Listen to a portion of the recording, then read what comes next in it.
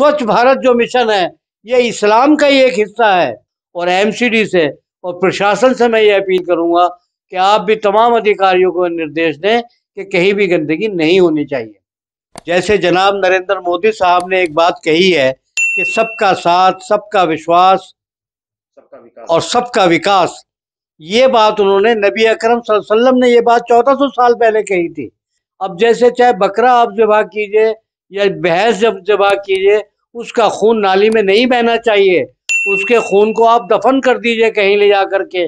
और गंदगी बिल्कुल भी बर्दाश्त नहीं। जो वाजिब कुर्बानी जिस आदमी के ऊपर है वो तो फर्ज है, क्योंकि वाजिब कुर्बानी तो ज़रूरी है, वो तो करनी पड़ेगी। लेकिन नफली कुर्बानी ना करके उस पैसे से उन गरीबों की, उन पड़ोसियों की मदद करें जिनके पास खाने को नहीं है।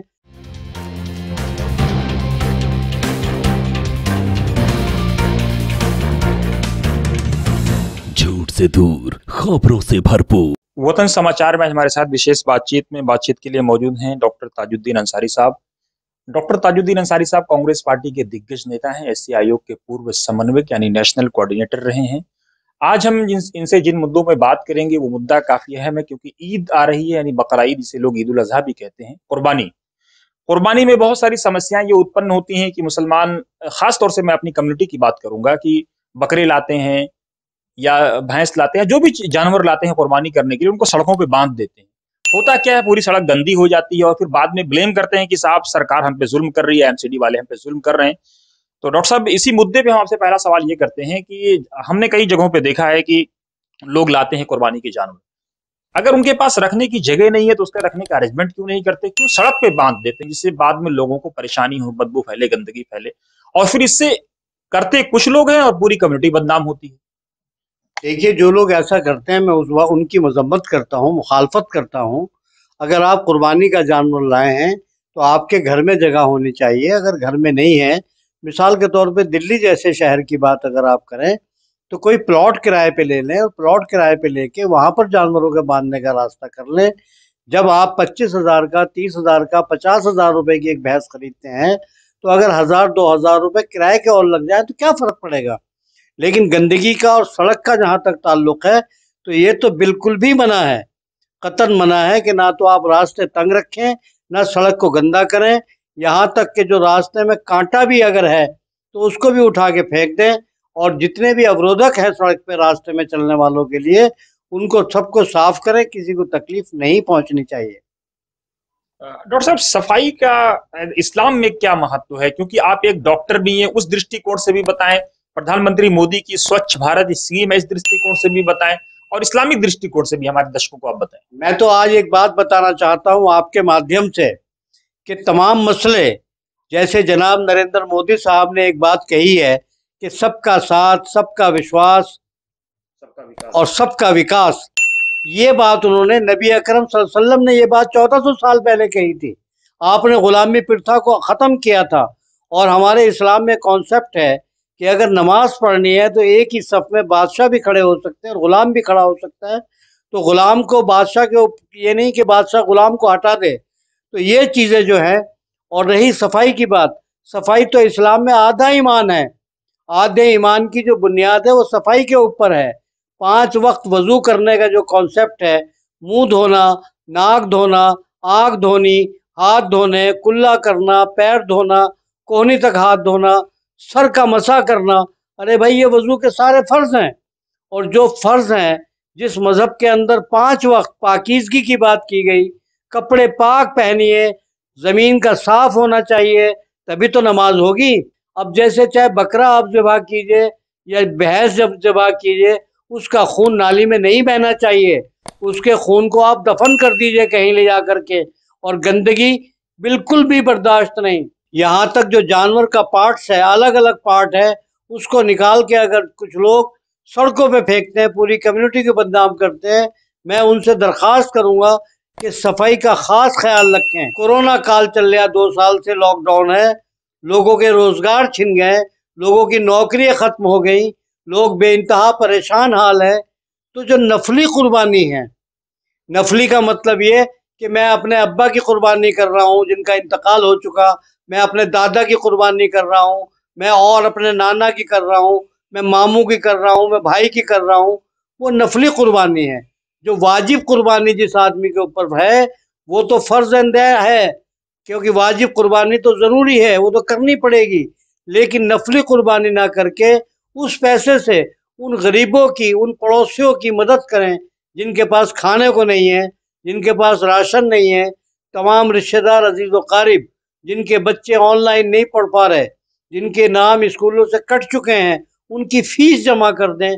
मैं ये तमाम लोगों से अपील करना चाहता हूँ। डॉक्टर साहब, लेकिन देखा ये जाता है कि मुसलमानों की एक बड़ी तादाद प्रवचन खूब देती है, जुमले खूब कहती है, लेकिन प्रैक्टिकल लेवल पे जिस तरह से इस्लाम की छवि को मुसलमान ही धूमिल करते हैं, वो शायद दूसरे कम्युनिटी के लोगों की जरूरत ही नहीं रहती। क्या आपको नहीं लगता ऐसा?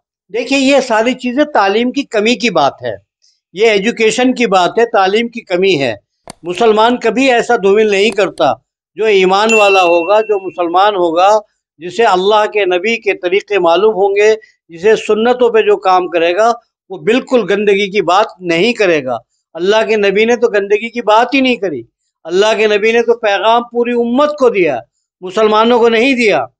कुरान में साफ लिखा है, अल्हम्दुलिल्लाह रब्बिल आलमीन, तारीफ है उस खुदा की जो सारे आलम का रब है और रब्बिल मुस्लिमीन नहीं है।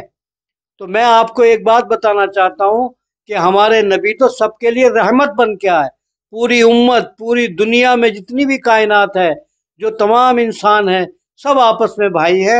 हज़रत आदम अलैहिस्सलाम की औलाद हैं, सारे के सारे आपस में भाई बहन हैं। जिससे निकाह होता है सिर्फ वो बीवी बनती है, बाकी तो सब भाई और बहन और भतीजे तो हैं। क्या लोगों से आप ये अपील करेंगे कि कुर्बानी के जो ओझड़ी है, इस तरह की जो चीजें हैं, वो अलग अलग जगहों पे ना फेंकें, बल्कि उसका जो एमसीडी का जो अरेंजमेंट है या जो भी सरकार का अरेंजमेंट है, कारपोरेशन का जो अरेंजमेंट है, उस हिसाब से उसको दफनाएं ताकि जो है किसी को तकलीफ ना हो? बिल्कुल, मैं यही बात कहना चाहूँगा कि हमारी सरकार जो एमसीडी करती है, कानून बनाती है, जो भी हाथ ओजड़ी है, अगर आप उसका पार्ट्स खा सकते हैं तो आप उसका इस्तेमाल कीजिए, और अगर आप नहीं कर रहे तो उसको एमसीडी के हवाले करिए ताकि वो उसको दफना दे। या आप खुद भी इस काम को कर सकते हैं। सरकार कब तक करेगी? आदमियों को खुद को सचेत होना होगा, खुद को काम करना होगा, और उन चीज़ों को आप दफन कर दीजिएगा। दफन करने के बाद में ताकि गंदगी ना हो, इससे आपकी सेहत सुधरेगी। अरे भाई, अगर बीमारी फैलेगी, अभी कोरोना है, तो कोरोना ने कोई नाम लेके तो कोरोना नहीं फैला कि हिंदू है या मुसलमान है, सिख है या ईसाई है, अमीर है या गरीब है। इस कोरोना ने तो पूरी इंसानियत को समझा दिया कि बीमारी बीमारी है। वो अमीर को भी लगती है, वो गरीब को भी लगती है, वो गरीब की भी जान लेती है, वो अमीर की भी जान लेती है, वो हिंदू की भी जान लेती है, वो मुसलमान की भी जान लेती है।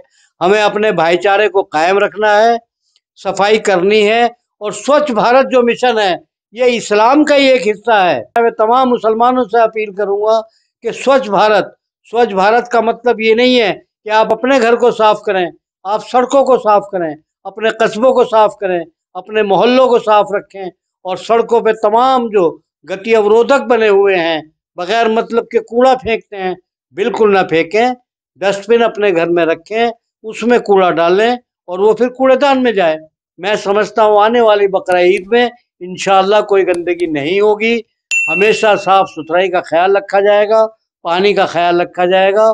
और एमसीडी से और प्रशासन से मैं ये अपील करूंगा कि आप भी तमाम अधिकारियों को निर्देश दें कि कहीं भी गंदगी नहीं होनी चाहिए।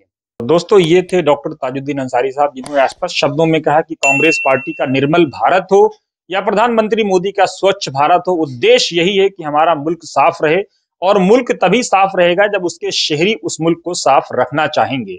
बहुत बहुत शुक्रिया। आप देखते रहिए वतन समाचार। बस इस बात का खास ख्याल रखिए कि कुर्बानी अगर आप कर रहे हैं, अगर अल्लाह ने आपको इस लायक बनाया है, तो गंदगी का कहीं से कहीं तक सड़क पर कम से कम वो ना जाए। उसका जो जायज ट्रीटमेंट है वो करें, ताकि इस्लाम और मुसलमानों की जो छवि जो लोग बदनाम करने की कोशिश कर रहे हैं, वो अपने मकसद में नाकाम हो। और उनको आपको नाकाम बनाना है, और वो नाकाम तभी बनेंगे जब इसमें आप एक्ट करेंगे, आप पहल करेंगे, क्योंकि आपके हिस्से का दिया कोई और नहीं जलाएगा। नमस्कार, आप देखते रहिए वतन समाचार।